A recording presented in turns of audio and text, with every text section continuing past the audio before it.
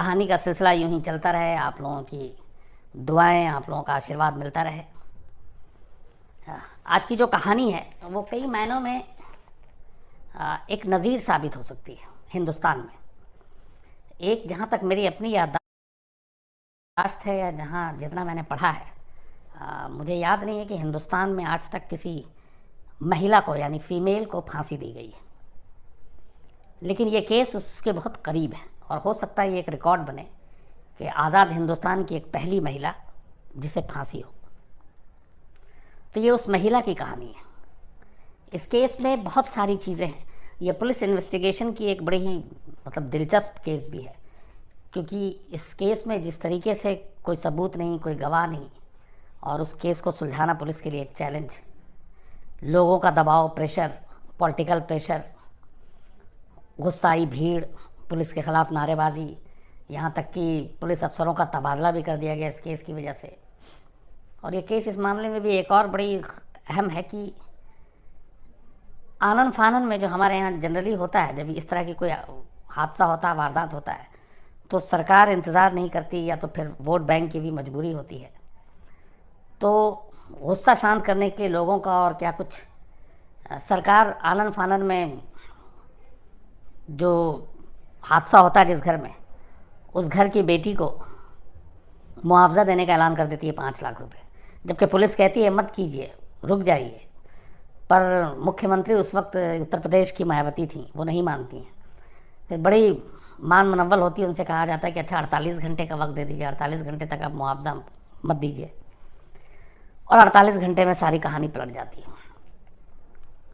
तो ये सारी चीज़ें इस कहानी में है, इन्वेस्टिगेशन से लेके जो क्राइम हुआ, जिस तरीके से हुआ, जो साजिश रची गई और उसकी जड़ में जो था। उत्तर प्रदेश हमारे देश का सबसे बड़ा राज्य, जहाँ सबसे ज़्यादा आबादी, सबसे ज़्यादा क्राइम भी यहीं होता है, क्योंकि आबादी ज़्यादा है तो जाहिर सी बात है FIR की तादाद भी ज़्यादा होगी। तो उत्तर प्रदेश में एक इलाका है अमरोहा, बहुत ही मशहूर जगह है ये अमरोहा। कमाल अमरोही आपने नाम सुना होगा, जो बहुत ही मशहूर डायरेक्टर, बहुत बड़े डायरेक्टर, वो इसी अमरोहा के रहने वाले। और भी कई नामचीन हस्तियाँ इस अमरोहा से बाहर निकली हैं। तो इसी अमरोहा में एक गांव है बावन खेड़ी, और बावन खेड़ी के इस गांव में एक परिवार रहता था,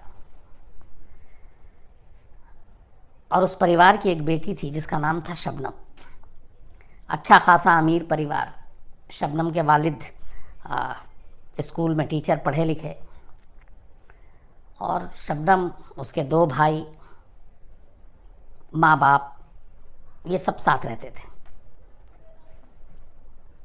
शबनम ने डबल MA किया और स्कूल में बाकायदा वो भी टीचर बनी और बच्चों को इंग्लिश पढ़ाती थी। और कॉलेज में जो लोग उसको जानते थे कि कॉलेज में बहुत अच्छी थी, पढ़ने में तेज़ थी।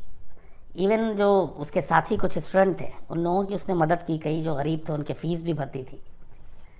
तो उसका एक अलग इमेज था शबनम का। तब उम्र होगी 24 साल। फिर कॉलेज छोड़ने के बाद शबनम स्कूल की पढ़ाई में लग गई, बच्चों को पढ़ाने लगी।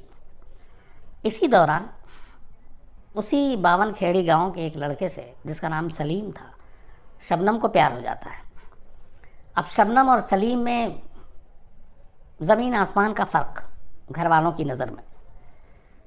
शबनम जो है एक अच्छे घर से, पढ़ी लिखी फैमिली से, अमीर फैमिली से, और सलीम जो है वो 5वीं पास, छोटा मोटा काम करके अपना गुजारा करने वाला, चलाने वाला। तो जब घर वालों को इन दोनों के रिश्ते की जानकारी मिली तो उन्होंने इस पर एतराज़ जताया और शबनम और सलीम की शादी के ख़िलाफ़ उन्होंने अपनी राय दी और इस रिश्ते के भी ख़िलाफ़ हो गए। लेकिन प्यार अंधा होता है। शबनम और सलीम ने पूरे घर वालों की, रिश्तेदारों की, समाज की परवाह नहीं की और अपने रिश्ते को परवान चढ़ाते गए और ये कोशिश करते रहे कि घर वाले शायद उनके रिश्ते को मान लें और कल को शादी हो जाए। लेकिन ऐसा होता नहीं है। घर वालों ने क्लियर बता दिया था कि ये रिश्ता मंजूर नहीं उन्हें। घर वाले ख़िलाफ़, इधर सलीम और शबनम दोनों मानने को तैयार नहीं। इसी दौरान 14 अप्रैल 2008 की एक रात आती है। ये वो रात है जो न सिर्फ अमरोहा बल्कि 52 खेड़ी गांव के लोग आज करीब 11 साल हो गए वो भूलते नहीं हैं। न सिर्फ भूलते नहीं हैं बल्कि इन 11 सालों में इस गांव के आसपास जो लोग रहते हैं और इस गांव में जो लोग रहते हैं, या फिर कभी किसी माँ बाप ने अपनी बेटी का नाम शबनम नहीं रखा इन 11 सालों में, सिर्फ इसे एक रात की कहानी की वजह से। 14 अप्रैल 2008 की रात थी। अचानक एक पड़ोसी जो है वो पुलिस को फ़ोन करता है और कहता है कि उसके सामने जो ठीक घर है उस घर में कई लाशें पड़ी हुई हैं। फ़ोन सुनते ही पुलिस की टीम वहाँ, हसनपुर थाना लगता है, पुलिस की टीम आती है। जब पुलिस की टीम वहाँ पहुँचती है तो उसके भी होश उड़ जाते हैं। घर के अंदर 7 लाशें पड़ी हुई थी। शबनम के माँ की, शबनम के बाप की, शबनम के दोनों भाइयों की, शबनम के एक भाभी की, एक उसकी मौसी की बेटी की, और एक 7 महीने का बच्चा था जो भतीजा था शबनम का, उसकी लाश। सभी के ऊपर चोट के निशान, कुल्हाड़ी से उन्हें मारा गया था। और एक तरफ बैठकर शबनम बेतहाशा रो रही है पागलों की तरह। जाहिर सी बात है कि घर के 7 लोगों की मौत हुई है तो उस घर की इकलौती जो जिंदा बची लड़की है उसकी हालत क्या होगी। तो हर एक को उसके साथ हमदर्दी थी। पुलिस लाश उठाती है, पोस्टमार्टम के लिए भेजती है। अब हालत ऐसी नहीं थी कि ज़्यादा पूछताछ करें, लेकिन जो शुरुआती मजबूरी थी पुलिस की, तो पूछा। तो शबनम ने बताया कि वो छत पे थी और छत से कुछ लोग आए, कुछ चोर टाइप के, और छत से घर में दाखिल हुए और उन्होंने पूरे घर वाले को मार डाला। और कुल्हाड़ी के निशान भी थे लाशों पे। अब जाहिर सी बात है कि 7 लोगों के कत्ल हुआ एक ही फैमिली में और उस घर की इकलौती चिराग शबनम बचती है, तो पुलिस के लिए शक करने की कोई वजह नहीं होती है। पुलिस बाकी अपना काम शुरू कर देती है। अगला दिन जब होता है, ये बात जब पूरे इलाके में फैलती है तो हर तरफ गुस्सा और गम दोनों था। लोग सड़कों पर उतर आते हैं, धरना प्रदर्शन होता है कानून के ख़िलाफ़, पुलिस के ख़िलाफ़, सरकार के ख़िलाफ़, कि मतलब इस तरह का एक वारदात इतना बड़ा, एक घर में 4 लोगों को मार देते हैं, 7 लोगों को, तो ये कुछ कैसे। बात लखनऊ तक जाती है। यूपी की मुख्यमंत्री तब मायावती थी। मीडिया में खबर आती है, मायावती खुद पहुंचती हैं गांव, फैमिली से मिलती हैं और वहीं खड़े होकर फिर वो ये कहती हैं कि 5 लाख रुपए ख़ानदान की इकलौती जो बेटी बची है शबनम, उसको देंगे। और वो अपने सारे हमदर्दी जताने के बाद लखनऊ लौट जाती हैं। इधर लोगों का गुस्सा है, उनके आने के बाद जो वहाँ के एसएचओ थे उनको भी सज़ा के तौर पे उनका ट्रांसफ़र हो जाता है और एक दूसरे पुलिस अफसर को वहाँ पे भेजा जाता है कि आप जाकर इन्वेस्टिगेट करें। अब 1-2 दिन गुजर जाता है, लोगों का गुस्सा चल रहा है और पुलिस की मजबूरी ये है कि वो शबनम से ज़्यादा पूछताछ नहीं कर सकती क्योंकि हालात ऐसे थे। 7 लोग घर के मारे जा चुके थे, लेकिन पुलिस को अपना काम भी करना था। तो पुलिस कहती है कि चलो जब तक शबनम नॉर्मल हो अपनी तरफ से छानबीन शुरू करते हैं। पुलिस ने पूरे घर का मुआयना किया, छानबीन शुरू की। इसी दौरान पोस्टमार्टम की रिपोर्ट आ जाती है और पोस्टमार्टम रिपोर्ट आते ही पुलिस की जो सोचने का तरीका था वो बदल जाता है। पोस्टमार्टम रिपोर्ट में ये था कि जो 7 के 7 मरे थे उसमें एक जाहिर सी बात है 7 महीने का बच्चा क्या विरोध करेगा। बाकी किसी के किसी विरोध का सिम्टम, कोई निशानी नहीं मिली कि उन्होंने उनके साथ कोई हाथापाई हुई या उन्होंने खुद को बचाने की कोशिश की, कोई निशान नहीं मिला। और जो सबसे इम्पॉर्टेंट चीज़ आई पोस्टमार्टम रिपोर्ट में ये कि इन लोगों को किसी तरह का कोई पॉइजन दिया गया था। तब अगर कोई चोर डाकू घर में घुसता है कत्ल करने के लिए तो वो कत्ल करता है, वो अपने साथ जहर लेकर नहीं आएगा और फिर जहर लाएगा भी तो वो अपने हाथों से खिलाएगा नहीं, जहर धोखे से दिया जाता है। और अनजान मेहमान अगर घर में घुसता है तो वो जाहिर सी बात है क्यों खिलाएगा और क्यों पिलाएगा। तो पुलिस के सामने ये सवाल थे। दूसरा ये भी था कि फिर कुल्हाड़ी क्यों मारी।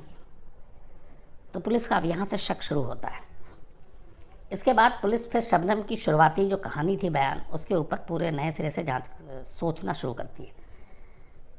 तो शबनम का ये था कि जो घर का मेन गेट था लोहे का, वो गेट बहुत मजबूत था और उस गेट को ना तोड़ा गया था, ना टूटा था, और ना कोई खोल सकता था। और जब पड़ोसी जब आए और बाकी लोग आए, जब ये हादसा हुआ था, तब उन लोगों ने बयान दिया था कि गेट बंद था जब वो आए थे। तो शबनम ने यह कहा था कि जो भी घर में दाखिल हुआ था वो छत के रास्ते दाखिल हुआ था, और छत के रास्ते वो नीचे आया और उसके बाद उसने ये काम किया। तो अब पुलिस की टीम पूरा रैकी करती है। जब वो पुलिस की टीम छानबीन करती है तो देखती है कि घर के जो पीछे में, ये पूरे घर की ही ज़मीन से छत की ऊंचाई करीब 14 फीट, करीब नहीं बल्कि पूरा 14 फीट थी। 14 फीट कोई यूं ही दीवार पे हाथ रख के नहीं चढ़ सकता। सीढ़ी से चढ़ सकता है, सीढ़ी का कोई निशान नहीं, सीढ़ी वहाँ पे कहीं देखी नहीं गई। दीवार पे ऐसा कोई निशान नहीं जिससे दीवार से चढ़ने की कोई निशानी मिले, कोई खरोंच, कोई इस तरह की चीज़ें जिसके सहारे आप दीवार पे चढ़ रहे हो, वो भी नहीं था। एक पाइप था सिर्फ, जिससे पानी नीचे की तरफ आता है, बरसाती पानी, और वो जो छत पे जमा होता है, वो पाइप बेहद कमज़ोर, बेहद छोटा, बेहद पतला। उसके सहारे छत पे चढ़ना नामुमकिन। अगर उसके ऊपर एक आदमी 50 केजी का भी उस पाइप को पकड़ के लटक जाए तो पाइप ही नीचे आ जाए। और ये पुलिस ने ये सारी चीज़ें चेक की। दीवार पे भी कोई निशान नहीं मिला पुलिस को कहीं से। अब जो पड़ोसी थे उन्होंने बताया कि जीने का जो दरवाज़ा था वो भी बंद था जब वो लोग घर में आए। तो मेन गेट भी बंद, जीने का दरवाज़ा भी बंद। अब एक घर में अगर 7 मर्डर हो गया है तो अकलौती बची शबनम, तो वो जाहिर सी बात इतना होश नहीं होगा कि वो जाके जीने का दरवाज़ा बंद करके आएगी सीढ़ियों का, तो ऐसा मुमकिन नहीं है। तो ये सारी चीज़ें अब पुलिस के मन में आने लगी कि ये कैसे, ये दरवाज़ा क्यों बंद हुआ, क्या क्यों नहीं हुआ। और पोस्टमार्टम रिपोर्ट सामने थी, तो ये 2 चीज़ें ये बता रही थी कि घर के अंदर जो भी आया वो ज़बरदस्ती नहीं घुसा, फोर्सफुल एंट्री नहीं थी, और दूसरा किसी के साथ हाथापाई मारपीट नहीं हुई। जो भी मारा गया वो सब का सब एक तरह से धोखे में उनकी मौत हुई, और वो मौत की वजह जो है जहर है, बाद में कुल्हाड़ी से मारा गया। अब ये सारी चीज़ें थीं तो शक एक ये भी था कि जब सारे लोग मारे गए, अगर सभी ने खाने में जहर मिलाया गया, पुलिस ने उन सारी चीज़ों को भी उठाया। चाय की प्यालियाँ भी थी, आखिरी में चाय पी, पानी के गिलास, उन सबको टेस्ट के लिए भेजा गया। तो ये कैसे मुमकिन है कि घर के 7 लोगों ने वही चीज़ें खाई पी और इकलौती शबनम है जिसने नहीं खाया और वही बच गई। तो एक शक यहाँ पे भी खड़ा हुआ। तो इसके बाद पुलिस ने फिर शबनम पे ज़ीरो इन करना शुरू किया, और सबसे पहला जो काम किया वो शबनम का मोबाइल के कॉल डिटेल खंगालने शुरू किए। तो पता चला कि 14 अप्रैल को जिस दिन ये वारदात हुई, उस दिन शबनम ने 55 कॉल सलीम को किए थे। जिस वक्त ये कत्ल हुआ उस वक्त से करीब 5 मिनट पहले, कत्ल हो जाने के करीब 5 से 10 मिनट बाद ये 2 लास्ट कॉल थे। और इससे पहले पूरे दिन में करीब 50-55 कॉल, और उस पूरे महीने में करीब 900 कॉल। तो अब पुलिस को डाउट होता है कि जब कत्ल हुआ उससे पहले बात हो रही है, ठीक है, उससे जानकारी नहीं, लेकिन कत्ल के 5 मिनट के बाद, जो टाइम उसने खुद बताया था, उसके बाद भी वो सलीम को कॉल कर रही है, जबकि पुलिस को जो कॉल किया वो पड़ोसी ने किया, और पड़ोसी को उसने चीख के बुलाया था घर में। तो ऐसा क्यों? लिहाजा पुलिस, इधर चूँकि हमदर्दी बहुत थी, उधर लोगों का गुस्सा बढ़ता जा रहा था। अब लखनऊ में इधर ऐलान होने वाला था मायावती की 5 लाख रुपए हम शबनम को देंगे, इस परिवार में इकलौती जिंदा बची है, परिवार के ऊपर इतना पहाड़ टूटा है, तो सरकार 5 लाख रुपए का मुआवजा देगी। ये बात जैसे ही पुलिस तक पहुंचती है तो जो इसके आईओ थे उस वक्त जो छानबीन कर रहे थे, वो कहते हैं कि मत कीजिए ऐसा, क्योंकि जाहिर सी बात है वो सच्चाई जानते थे। तो उन्होंने कहा कि आप ऐसा क्यों रोक रहे हो? तो उन्होंने कहा अच्छा, आप हमारे कहने पर सिर्फ 48 घंटे की मोहलत दे दीजिए, 48 घंटे के बाद आप चाहें तो 5 लाख रुपये लाकर शबनम को दे दीजिएगा। मायावती और उनका सचिवालय मान जाता, 48 घंटे की मोहलत दे दी जाती है पुलिस को। इसके बाद पुलिस इस कॉल डिटेल को खंगालने के बाद जब 55 कॉल देखती है, सीधे सीधे सलीम के पास पहुंचती है, सलीम को उठाती है। सलीम को उठाने के बाद जब पुलिसिया अपना अंदाज में उससे पूछताछ करती है, थोड़ी देर के बाद सलीम खुल जाता है और फिर पूरी कहानी सुना देता है। कहानी ये थी कि इन दोनों के रिश्ते से शबनम के घर वाले नाखुश थे और इसी नाखुशी की वजह से उन दोनों को मालूम था कि कभी शादी होगी नहीं। इस दौरान में एक चीज़ मैं सलीम पर हूँ, उससे पहले एक और भी। जब ये हादसा हुआ उसके बाद अगले 2-3 दिनों में शबनम की तबीयत ख़राब होने लगी। दिन भर रोना और ये, चूँकि पूरा फैमिली कोई बचा ही नहीं घर में, तो इस दौरान में पुलिस और रिश्तेदारों ने डॉक्टरों को भी बुलाया, पड़ोसियों ने भी। डॉक्टरों से इलाज हुआ, उससे कुछ टेस्ट हुए और इसी टेस्ट के दौरान पुलिस को एक रिपोर्ट मिलती है जिससे पता चलता है कि शबनम प्रेग्नेंट है और उसके गर्भ में 7 महीने का बच्चा है। अब शबनम की शादी हुई नहीं थी। एक ये लाइन, दूसरा फिर सलीम के बारे में पड़ोसियों से बाकी किस्से, मोबाइल कॉल डिटेल ने भेद खोल ही दिया था। तो फिर सलीम को उठाकर पूछताछ करती है और सलीम जो है वो कहानी सुनाता है। इस पूरे मामले में जब जो इंस्पेक्टर थे उस वक्त, वो आरपी गुप्ता थे, जो पूरे मामले की जांच कर रहे थे। अब उनके साथ एक साथ ये दिक्कत थी कि सलीम से जब पूछताछ हो रही तो कह रहा है कि दोनों की शादी के ख़िलाफ़ थे और कोई रास्ता नहीं था, इसलिए शबनम ने और हमने मिलकर ये फ़ैसला किया। मैं जहर लेकर आया, शबनम ने दरवाज़ा खोला, सबको रात के खाने के बाद चाय दी गई और उस चाय में जहर मिलाया गया। सब ने चाय पी, उनकी मौत हो गई। 7 महीने का जो बच्चा था वो जाहिर सी बात है चाय नहीं पीता, उसका गला घोंट के और फिर उसके ऊपर कुल्हाड़ी से वार किया गया और 7 महीने के बच्चे को, और फिर बाद में सब कुल्हाड़ी से मारा गया। और फिर इस काम को अंजाम देने के बाद लगातार शबनम सब साथ में थी। शबनम देख रही थी अपने ही घर वालों को मरते हुए, और जब यकीन हो गया कि ये सब मर चुके हैं, फिर उसने दरवाज़ा खोला, सलीम को घर से बाहर भेजा, दरवाज़ा बंद किया, वापस आई और वापस आने के बाद फिर वो अचानक चीखती है ज़ोर से, पड़ोसी तक आवाज़ जाती है, पड़ोसी घर में आते हैं और पड़ोसी के ज़रिए ये खबर फिर पुलिस तक और दुनिया तक पहुंचती है।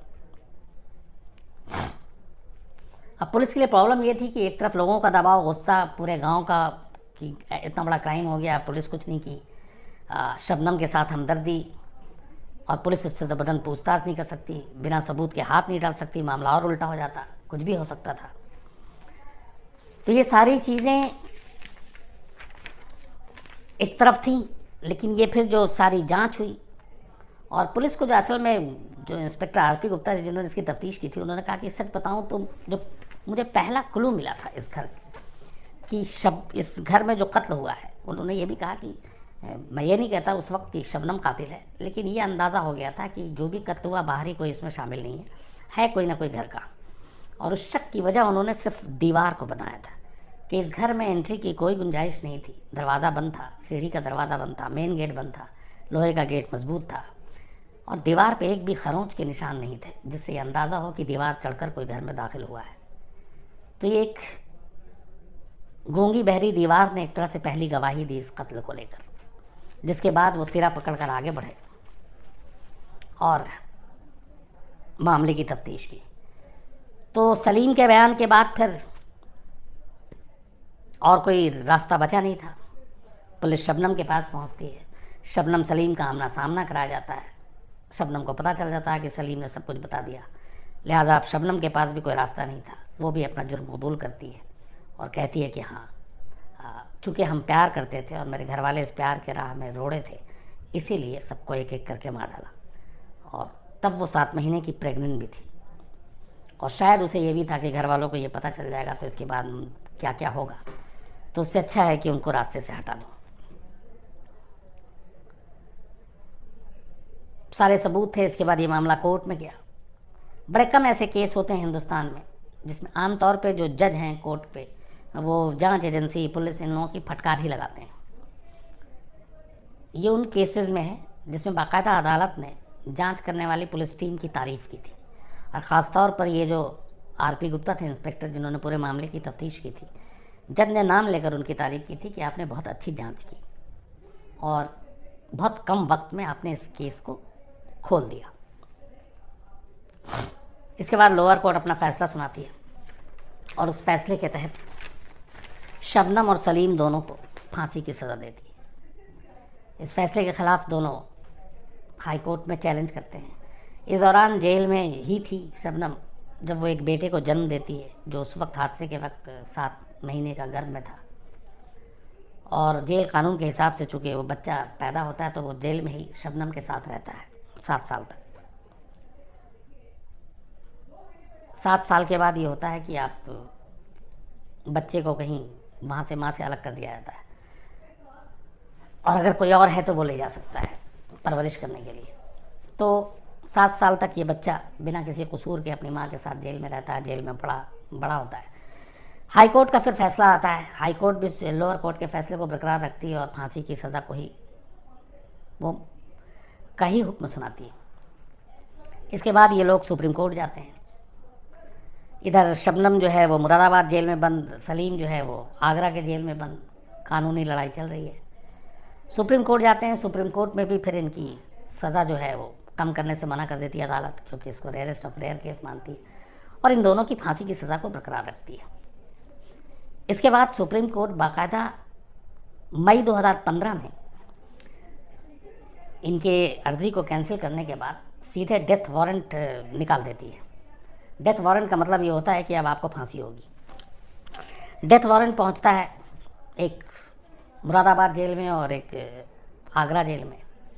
डेथ वारंट जब मिला तो ये था कि अब तो फांसी देनी है, और लगभग ये फांसी हो जाती। बस उस डेथ वारंट में एक कमी रह गई थी कि फांसी का टाइम और फांसी का डेट, तारीख़ क्या होगी और कहाँ होगी, ये क्लियर नहीं था। तो ये एक लीगल वो है। तो जो जेलर और बाकी लोग हैं उन्होंने कहा कि इसके बारे में पूछा जाए। इसी बीच में जब ये डेथ वारंट आया और फांसी की सज़ा जब ये बरकरार रही, तो फिर दोनों ने, यूपी के गवर्नर और सीधे उसके बाद प्रेसिडेंट ऑफ इंडिया, तब प्रणब मुखर्जी थे, उनके पास रहम की भीख के लिए अर्ज़ी दाखिल की। वहाँ से अर्ज़ी भी खारिज हो गई। तो जो अदालत, तीनों अदालत ने फांसी की सज़ा बरकरार रखी। फिर प्रेसिडेंट ऑफ इंडिया ने भी इनको मर्सी देने से, इनके साथ रहम करने से मना कर दिया और कहा कि नहीं, इनकी सज़ा सिर्फ मौत है। अब उसके बाद ये हुआ कि कभी भी फांसी हो सकती है।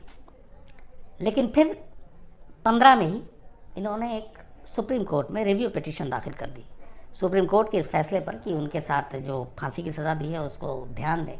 और उस रिव्यू पिटीशन में ग्राउंड ये बनाया गया कि चूँकि मेरा एक बच्चा है जिसकी उम्र अब 10 से 11 साल हो गई है, वो बच्चा मेरे बिना अनाथ हो जाएगा और उसे माँ की ज़रूरत है, तो ह्यूमन ग्राउंड पे मेरी फांसी की सज़ा को आप उम्र कैद में बदल दें।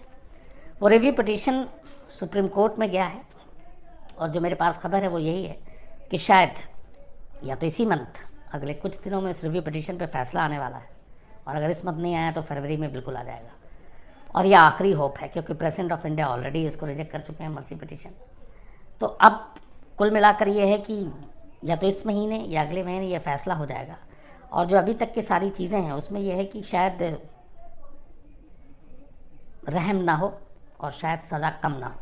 अगर ऐसा होता है तो शबनम हिंदुस्तान की पहली लेडी होगी, पहली फ़ीमेल होगी, पहली महिला होगी जो फांसी के तख्ते तक जाएगी। इससे पहले हिंदुस्तान में आज तक किसी महिला को फांसी नहीं दी गई। तो ये तो पूरी कहानी इसकी है। दूसरा इसमें एक और भी है कि शबनम जब कॉलेज में थी तब एक दोस्त था उसका, सैफ़ी, उसने उसकी मदद की थी, उसके फ़ीस भी जमा किए थे और वो उसे बहन की तरह मानता था। और ये कहता है उसकी, मुझे नहीं मालूम कि शबनम ने ये सब क्यों किया, कैसे किया, लेकिन जिस शबनम को मैं जानता था वो बहुत अच्छी थी, बहुत हमदर्द थी और उसने मेरी मदद की। तो उसकी शादी होगी। उन दोनों मियाँ बीवी ने यह फ़ैसला किया कि शबनम के इस बेटे की परवरिश हम करेंगे, हम इसे गोद लेंगे। और वो सिर्फ इसलिए कि जो शबनम ने उसके ऊपर एहसान किया था, उसकी पढ़ाई लिखाई में मदद की थी, वो उसका कर्ज़ उतारना चाहता है। तो पहले शबनम देने से मना कर रही थी, लेकिन चूँकि फांसी की सज़ा हो गई तो और कोई रास्ता नहीं था। तो फिर शबनम ने आखिर में उसे बुलाया और अपने बेटे को उसके हवाले कर दिया। कहते हैं कि इन 2-3 बातें जो कि शर्तों के साथ कि एक, इसका नाम बदल देना, और दूसरा ये कि उसको कभी मेरे गांव मत ले जाना, वरना पता नहीं लोग उसके साथ कैसा सलूक करेंगे।